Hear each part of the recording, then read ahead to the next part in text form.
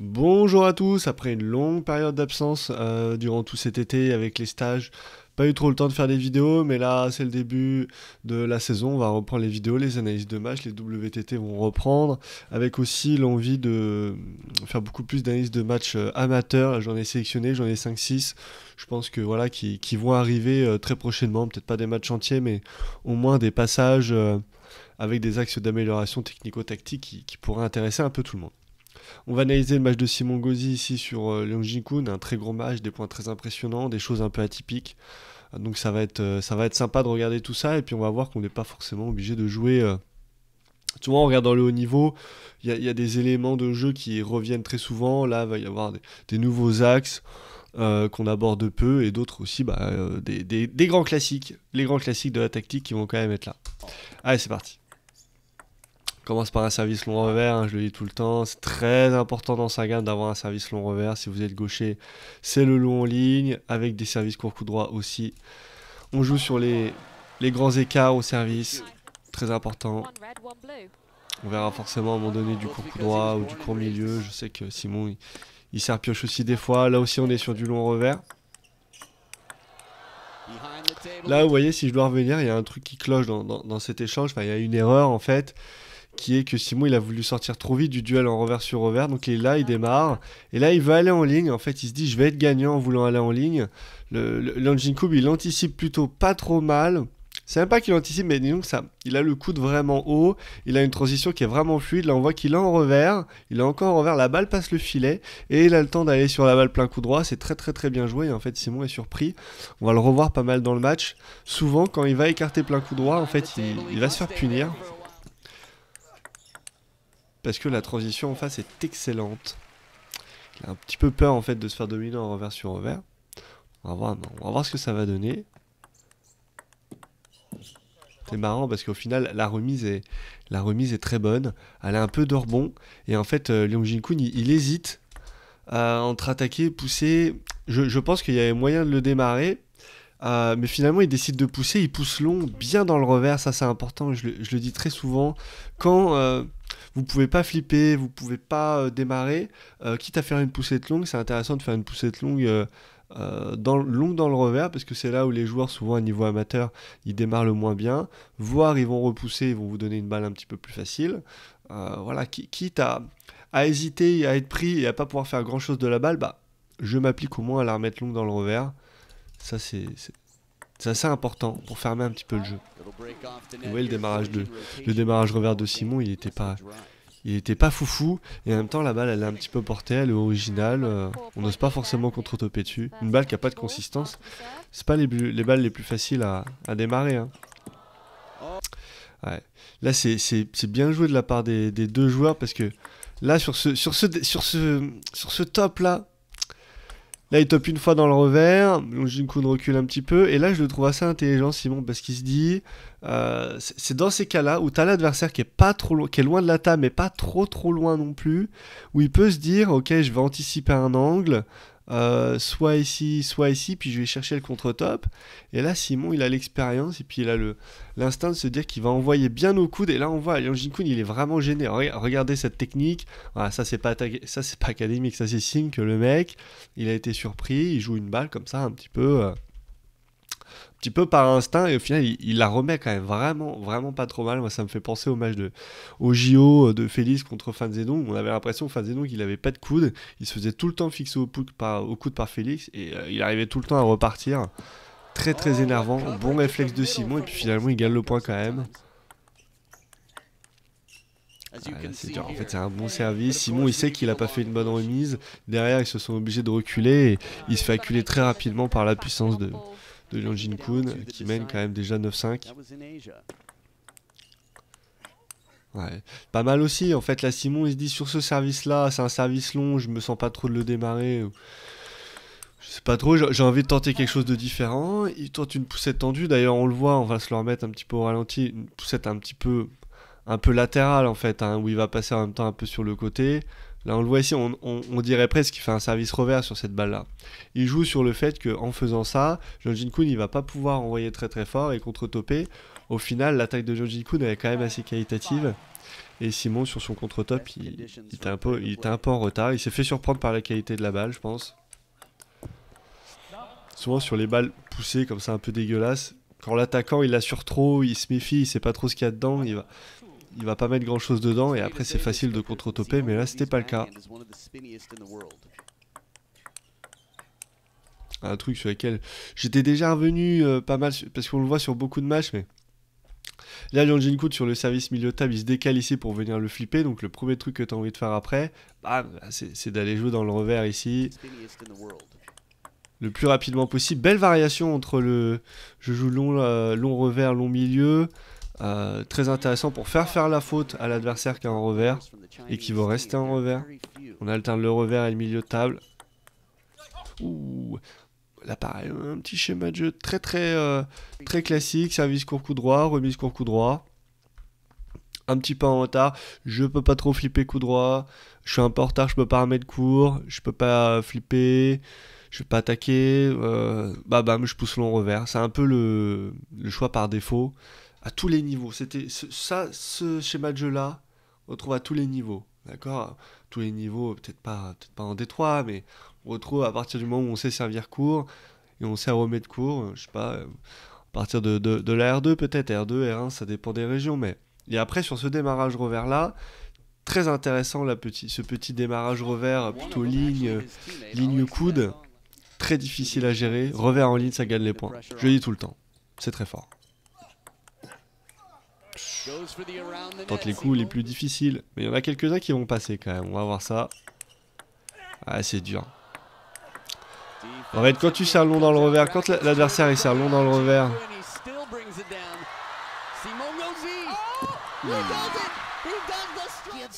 Quand l'adversaire il serre long dans ton revers et que t'es pas incisif directement, tu vas rentrer dans un jeu où le mec il va bloquer, contre-topper, et il va te mener la vie dure.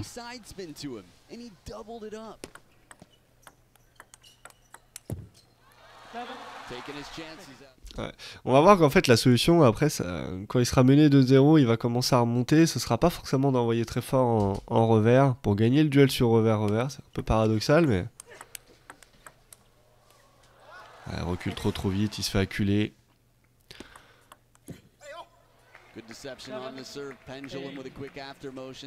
Déjà quand t'as l'info que sur ton service sortant au milieu de table, Jeong Jin-Kun il vient flipper revers, après tu peux te servir de cette info là dans ta variation. Vous voyez là c'est... Là en variant le placement, variant la hauteur, l'effet. Ça où tu peux gagner aussi des points. Hein.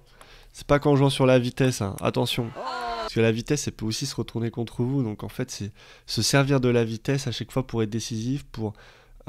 faire reculer l'autre, grappiller un avantage sur l'autre au cours de l'échange, mais mal utilisée, la vitesse elle se retourne contre vous, elle vous fait prendre plus de risques, et en plus elle peut se retourner contre vous. Vraiment, à partir du moment où vous êtes un attaquant, vous voulez être puissant, il faut être aussi très intelligent. Sinon vous êtes un bourrin, la définition du bourrin. Ouais, c'est dommage. Il veut flamber en revers, il veut flamber. Et 2-0. Voilà, faut faire tourner, faut varier. Ça c'est un bel échange. C'est un très bel échange et en fait à un moment donné, Jeong Jin-Kun il a voulu en fait, il s'est dit clairement, je vais lui emmener une balle plein coup droit. Et puis direct, regardez, Jeong Jin-Kun comme il envoie la balle plein coup droit, direct il part ici.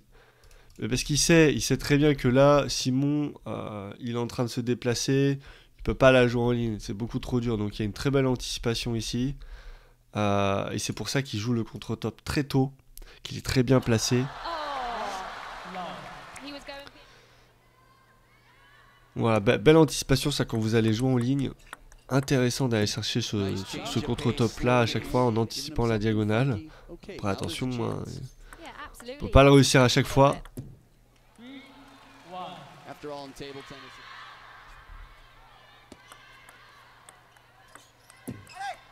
Ouais. Sur cette petite balle au coude. Au coude, ça c'est très très fort. Mais d'ailleurs, on peut en parler parce qu'en fait, souvent ce qui est intéressant, c'est que quand vous avez un joueur qui est placé milieu de table ici, imaginons, là va y avoir son coup droit, va y avoir son revers. Donc en fait, il y a plusieurs placements qui sont malins. C'est d'aller chercher loin dans les angles. Ça, c'est très souvent gagnant. Et puis globalement, d'aller chercher au coude ici. Mais d'aller chercher là, c'est pas foufou. Et en fait, ce qui est dur dans le fait d'aller chercher le coude, c'est qu'en fait, là, si vous êtes là, vous êtes bien au coude, vous embêtez, vous n'êtes pas très précis, vous êtes ici, ou vous êtes là, vous êtes dans la raquette. La raquette coup droit ou la raquette revers. Et là, c'est plus dur.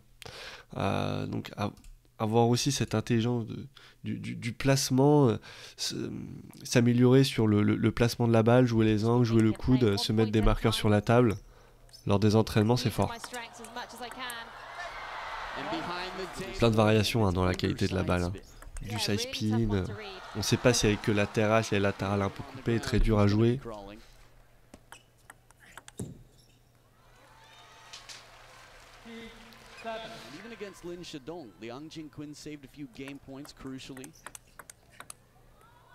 Ouais. Là c'est l'échange miroir en fait par rapport à ce que j'avais dit. Simon qui vient sur la balle milieu de table, flipper revers, puis qui se fait enfermer un revers tout de suite. Parce que Leon Jin-Kun il part très très vite. Ouais. Là attention, mais en fait c'est fou, c'est fou.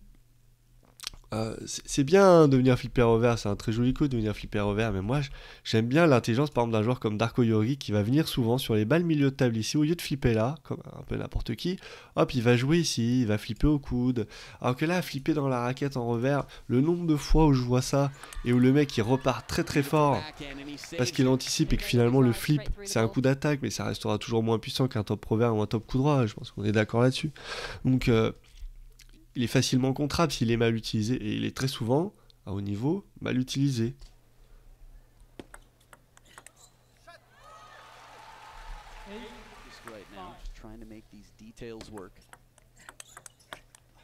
Ouf. Alors mal utilisé, Simon il repart à 2000 à l'heure, mais pareil, utilisation de la puissance un peu dans la raquette, donc ça donne des échanges très impressionnants, parce qu'il y a... Ça se voit que ce sont des joueurs qui ont des milliers, mais là on est plus sur des dizaines de milliers, peut-être 20 000 heures de pratique de ping. Et là on voit des choses vraiment sur l'anticipation, le placement de la raquette. Alors que le ping c'est un sport où tout va très très vite. Et pourtant ils ont leur raquette au bon endroit, au bon moment. Sans même forcément prendre l'information, par habitude.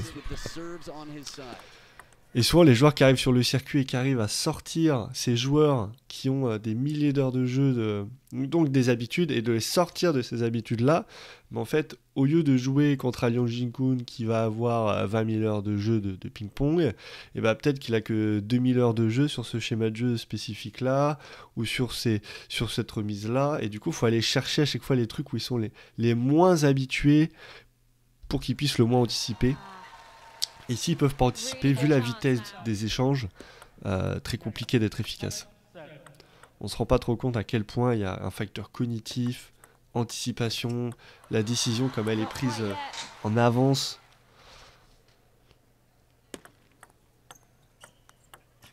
Ouais, ça c'est bien, voilà, venir flipper revers et jouer cette balle ici, voilà, ça j'adore. Là je trouve ça très malin, et quand je le vois... 80-90% du temps ça fait le point, donc c'est difficile après avoir regardé autant de matchs. On va se le remettre, parce que ça allait beaucoup trop vite, j'ai pas vu. Oh my god, flip revers dans le revers, ça part hyper vite, ça va jouer l'angle opposé tout de suite, mais en fait là c'est pareil, c'est exactement ce que je disais, c'est que de l'anticipation tout le temps, parce que Leon Jin-Kun il anticipe, il revient. Là Simon Gauzy il a une balle milieu, il se dit je vais en profiter, je vais l'écarter plein coup droit directement, c'est dommage. Tu vois, je pense que là, sur cette balle là, elle rebondit là, elle est ici, elle est un petit peu side spinée, un petit peu plus sortante. À cette vitesse là c'est pas possible, mais juste un peu plus dans l'angle. Déjà que Leon Jin-Kun là il a à bout de bras, ça aurait été encore plus fort. Après Simon là, il reste vraiment à la table, il est vraiment très fort. Là, peut-être que sur cette balle-là, il aurait pu directement retourner dans le revers. Au lieu de doubler dans le coup droit. Mais en même temps, il a pris la balle très très tôt. Donc, quand tu prends la balle très très tôt, t'as pas trop le temps de réfléchir à où est-ce que tu la places. tu te dis bah je la joue très tôt, je joue sur le fait d'être agressif, de faire reculer l'autre et d'avoir des balles faciles. Là, le contre-top de Liang Jin-Kun, il est juste dinguissime.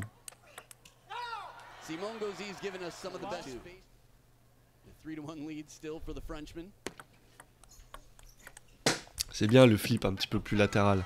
Ça empêche justement de venir contrer directement sur le flip. Ça laisse un petit peu de temps.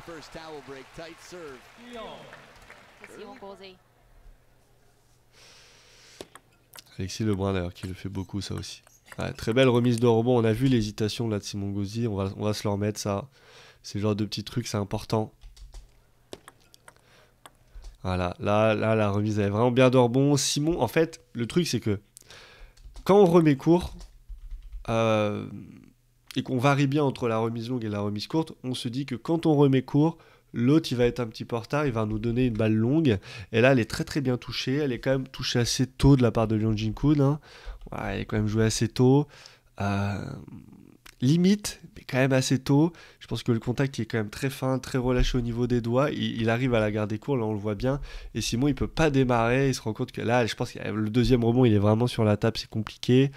Suffit que là on le voit pas trop, mais il suffit que la balle soit assez basse par rapport au filet, pas démarrable. Donc obligé de repousser, le choix par défaut c'est long milieu. Là, malheureusement elle est un petit peu simple, pas le temps de réagir et de jouer une balle suffisamment bonne. Et après c'est dommage parce que finalement Liang Jin-Kun, quand on regarde juste ça, on se dit que là sur ce top revers là, il a une balle qui est pas trop difficile, qui est favorable. Et en fait, Simon il recule directement, il a peur parce qu'il se dit j'ai donné une balle facile et du coup il est dans l'optique de reculer. Alors que peut-être sur cette balle là, il y avait moyen de faire quelque chose de mieux. C'est ça qui est dur, hein. C'est des fois tu donnes une balle facile, tu recules, tu anticipes que tu vas te prendre un pain, tu te prends pas un pain. Et en fait t'es pas prêt sur la balle qui est simple. Mais c'est comme ça, quand on anticipe un échange de poussettes. Pourquoi pas? Moi je disais qu'on allait voir des choses qui changent de d'habitude. Comme ils changent de d'habitude, on va se le remettre. On va se le remettre, c'est important de regarder des belles poussettes. Venir en revers faire des... J'ai pas trop compris, peut-être qu'il avait... Je sais pas trop. Peut-être juste d'un point de vue technique, il la coupe beaucoup mieux en revers. Il a voulu varier, laisser absolument l'autre. Il a tenté quelque chose de différent. Je saurais pas dire là. Très étrange. Par contre, j'aime beaucoup. C'est dommage de perdre le point là-dessus parce que c'est vraiment bien joué. D'aller lent et vite. Jouer sur le lent. Une balle lente, une balle vite, une balle lente, une balle vite. Parce qu'en fait, quand vous allez lentement, l'autre, s'il est dans une stratégie de venir bloquer, il va bloquer une balle lente, il va vous redonner une balle un peu lente que vous pourrez accélérer sur la balle d'après. Si vous allez très vite, le mec, bah, il est dans sa stratégie de bloc, il fait ça, il vous redonne votre qualité. Donc faites en sorte peut-être qu'il vous en redonne un peu moins en allant un peu moins fort sur la première. Si vous savez que vous allez jouer là où il s'y attend. Voilà, ça peut être une solution aussi. Ouais, en fait, là, ça fait parce que c'est vrai. Du coup, il démarre, il recule tout de suite. Là, il se rend compte. Là, il a l'air de se rendre compte que le bloc coup droit, il va être un peu naze. Et du coup, il a vraiment fait. Il a fait ça, et puis après, il revient. Il a pas trop cru finalement à la qualité de son démarrage. Il a anticipé encore une fois de se prendre un pain. Parce que le bloc était plutôt posé. Et ça, je pense que Liang Jin-Kun, il le voit. On voit de toute façon la différence de ligne de sol entre les deux joueurs. Simon, à part sur quelques points, il est quand même plus loin de la table. Je pense que Liang Jin-Kun se dit vraiment, sur ces balles-là, si j'envoie comme un pain, le mec il est sur sa ligne de sol loin de la table, il va repartir en top-top. Est-ce que c'est vraiment mon avantage? Pas forcément. Donc il bloque gentil, il prend pas de risque et en même temps, Simon il peut pas faire grand-chose parce qu'il est un peu loin.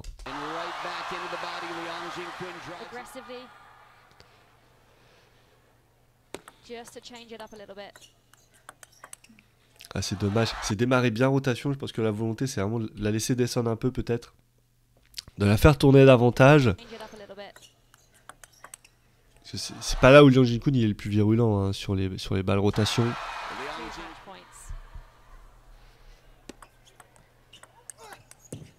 J'ai l'impression que c'est quand même très très bien servi là. C'est servi un petit peu dégueu. Alors soit c'est... Parce que là il y a un gros effort qui est fait au service quand même. Là il y a une rotation du buste, il y a une amplitude gestuelle, il y a toute une... Il joue latéral sortant, mais on dirait à la fin de son geste qu'il a un petit peu pioche. Je pense qu'il y a quelque chose qui est En plus, là, la balle, elle dévie d'un coup sec. Il y a quelque chose qui est difficile dans cette balle. Je ne saurais pas vous dire exactement quoi, il y a un truc qui est dur. En tout cas, c'est suffisamment dur pour Liang Jin-Kun de remettre une balle longue. Milieu, franchement, cette balle-là, c'est une bonne remise. Hein. Je pense que quand tu es joueur à ce niveau-là, tu as envie de remise comme ça tout le temps. Voilà. Donc, il a une très bonne balle, Simon. Et du coup, il peut la jouer puissamment. Bien placé au coude. Et là, cette fois, il va pas nous faire un petit coup là. Très bien joué. Très bien joué. Sur cette remise court coup droit, être capable de nouveau remettre court coup droit. Voilà, là, la balle, elle est jouée très très tôt. Elle est bien piquée. Et en fait, le Jin-Kun ne s'attend pas à une aussi bonne remise de la part de Simon. Pareil, hein, il remet court, il s'attend à une balle un petit peu plus favorable. Et en fait, la balle, elle est de nouveau court, dure à jouer. Étonné. À partir du moment où tu es étonné au ping, de toute façon, tu joues moins bien. Si tu es dans tes habitudes, dans ton anticipation, dans le machin, t'es bien. Là, on le voit la différence de ligne de sol. Là, ce qui est bien, c'est je fais tourner, rotation une fois, deux fois, bam, j'envoie un pain. Faut faire attention après quand t'envoies un pain, c'est la prise de risque. Hein. Est-ce que tu vas en passer plus d'un sur deux? C'est ça que t'as envie de savoir quand t'envoies un pain.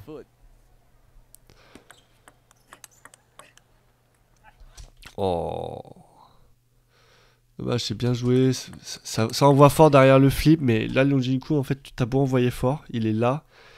Et sur tous les échanges où Simon il a pu repartir sur le flip de Liang, en fait, j'ai l'impression que Simon, il se dit, je peux pas la mettre ailleurs que dans la diago par rapport à l'effet du flip que Liang met dans le flip. Et du coup, soit j'y vais lentement dans l'envers, soit j'y vais fort, donc autant y aller fort. C'est dur. Une piste d'amélioration, après tout, on en a pour tout le monde. Hein. Oh, elle est dégueu.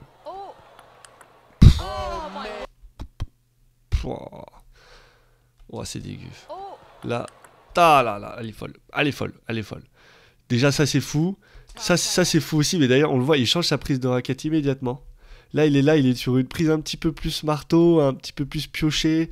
Là, on le voit, là, il a l'intention de la dégueulasser. Là, il est comme ça, t'inquiète pas. Il y prend ça. Là, la balle, elle est coupée.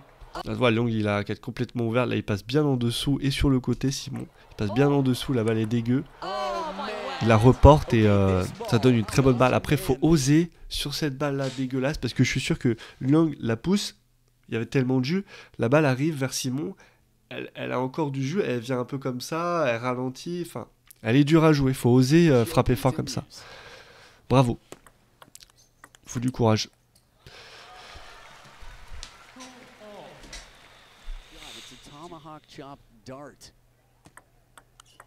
Wow. Ça c'est bien joué, c'est vraiment bien joué. C'est bien qu'il l'ait gagné parce que je trouve que la remise elle est dingue. Je sais pas si vous avez remarqué, bah en fait il y a le service, Simon il vient. Et en fait, là c'est bizarre. En fait, à vitesse... Ouais, en fait c'est ça. C'est pas tant dans la technique, c'est dans l'accélération qui est placée vraiment au dernier moment. C'est là. Et là tout d'un coup, il sort le flip avec une toute petite amplitude gestuelle. Et...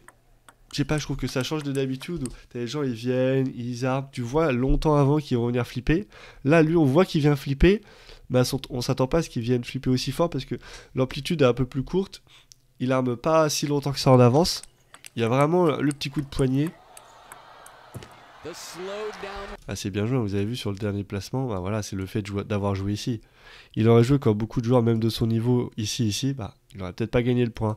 Là, il écarte un peu plus petit côté dans le coup droit, avec un peu de side. C'est très fort. Waouh. Bien profonde, bien courbée. Dur à gérer pour Liang Jin-Kun. Voilà, là, faut ralentir un peu le rythme. Ah, c'est dur. Sur la balle au coude, ouais. Sur la balle avant, je pensais en revers, fallait pas rentrer sur le duel de vitesse, fallait faire un peu comme ce qu'il avait fait avant, un peu plus lent, vite. Je crois que ça marchait un peu mieux. Ah, c'est dur.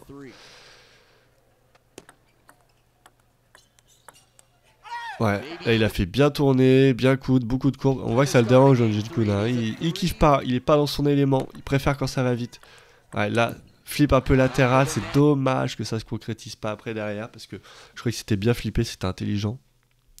Et là on loupe plein de points, je sais pas pourquoi. Déjà le point là, 6-2 qui est monstrueux, ils nous le mettent pas. Commence à m'énerver cette histoire.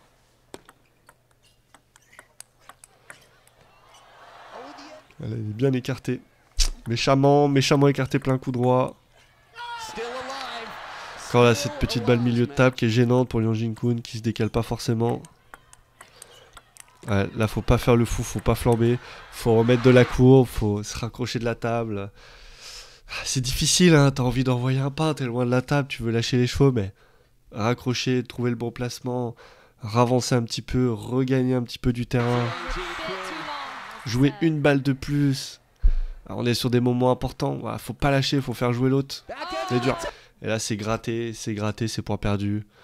Alors que c'était plutôt bien joué, un beau démarrage revers avec de la sauce. Le genre de truc qui le dérangeait pas mal. Bon. Très, très beau match, beaucoup aimé, de la variation de rythme, de la variation du placement, des balles au coude, des balles plein coup droit, du side spin coup droit aussi pour déranger. On a vu l'importance de servir long dans le revers aussi, et même à ce niveau-là, ça dérange, hein, ils le font beaucoup, très gênant. Donc voilà, très, très bien joué, très beau match, beaucoup de plaisir à commenter ce match d'ailleurs. Voilà, je suis impatient de reprendre les analyses. De manière un peu plus détaillée, on va refaire aussi des analyses techniques et puis on va continuer les stages de ping-pong quand même, avec des stages en Bretagne, à Paris, à Metz, en Alsace en octobre aussi. Donc voilà, suivez ça de près. Si vous voulez avoir toutes les infos sur ces stages-là, le lien est dans la description. Inscrivez-vous. Bonne journée.